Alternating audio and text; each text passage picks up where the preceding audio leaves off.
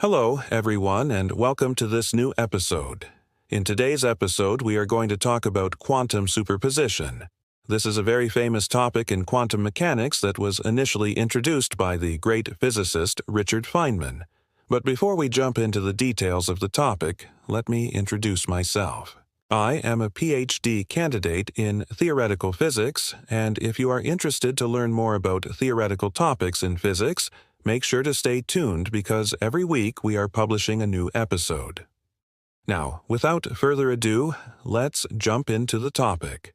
Before we start talking about quantum superposition, we need to have an idea about what we mean by superpositions. So this is not a quantum mechanics topic, but something that we learn in linear algebra, and in quantum mechanics we use the same mathematics, so it's good to know. So when we say superposition, we mean a combination of two or more waves that results in a new wave. So we start with two waves, then we add them together, and this gives us a new wave which has an amplitude that is equal to the sum of the amplitudes of the individual waves. Let's take a look at the following example. We have a rope, and we displace it from its equilibrium position by a small distance and release it. This creates a wave that travels down the rope. Now we do the exact same thing at a different point on the rope, but we choose the timing such that the two waves meet each other at this point. And because these two waves superimpose, this results in a new wave with an amplitude that is equal to the sum of the individual waves.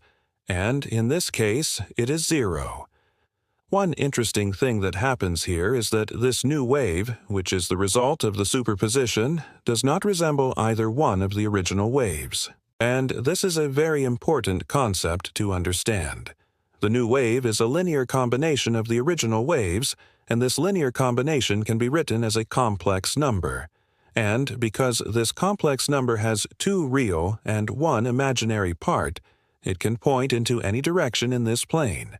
And because it can point into any direction, it can represent any state that we desire.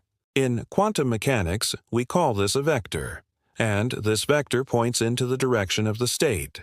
This means that if we want to describe a state in quantum mechanics, we need two real numbers to completely specify this state. But in the example of the ropes, we saw that we only needed one real number to describe the state. We just needed to know the amplitude of the wave. Why is this happening? Because the rope only has one dimension.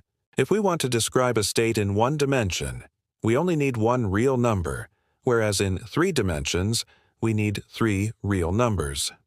If we go back to our rope example and we increase the number of ropes that we are using, we can create more complicated patterns that we can use to represent more complicated states. Now, if we think about this for a moment, we realize that we can use these waves to encode information. And this is exactly what we do in quantum computing, where we use quantum bits to store information. Let's now talk about quantum superposition. Quantum superposition is a phenomenon that happens in quantum mechanics, and it is closely related to the uncertainty principle. It tells us that if we prepare a system in a state that is a superposition of two or more states, we cannot measure one of these states without collapsing the wave function. This means that if we prepare a system in a superposition of two states, we cannot measure one of these states precisely. If we try to do so, we will always find the system in the other state. This is a very counterintuitive phenomenon, but it has been confirmed experimentally many times. For example, we can prepare a single photon in a superposition of two different polarizations. If we try to measure the polarization of this photon, we will always find it in one of the two possible states. This is because the very act of measuring the polarization of the photon collapses the wave function. This is why we call quantum mechanics a dynamical theory, because the act of measurement changes the state of the system. Why does this happen? Because of the uncertainty principle. The uncertainty principle tells us that we cannot know both the position and momentum of a particle precisely. This is because the very act of measuring one of these quantities affects the other. For example, if we try to measure the position of a particle, we will always find it in one of the two possible states. This is because the act of measuring the position of the particle collapses the wave function. And because the wave function is spread out over two different states, we will always find the particle in one of these states.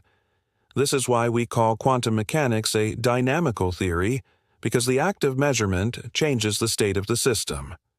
What does this have to do with superposition? If we prepare a system in a superposition of two states, this means that the wave function is spread out over these two states. If we try to measure one of these states, this means that we are looking for this part of the wave function. And because the wave function is spread out, there is a non-zero probability that we will find the system in the other state. This is because the wave function is normalized.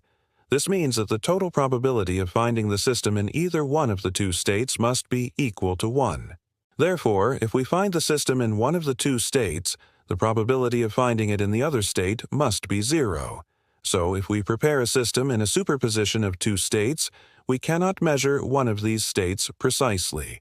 But what happens if we prepare the system in a superposition of 3 states? Or 4 states? What happens in general? It turns out that the more states we put the system into, the more difficult it becomes to measure one of these states precisely. However, the surprising thing is that if we prepare the system in a superposition of an infinite number of states, it becomes impossible to measure any of these states precisely.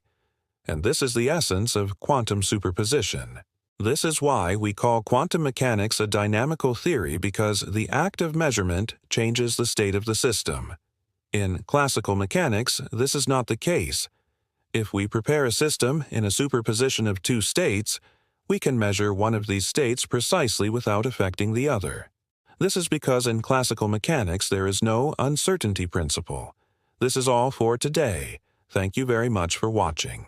Make sure to subscribe to receive notifications of our new episodes. We also have a free newsletter that covers recent developments in quantum computing and quantum technology. And you can check out our quantum computing course that will be starting soon. See you next time.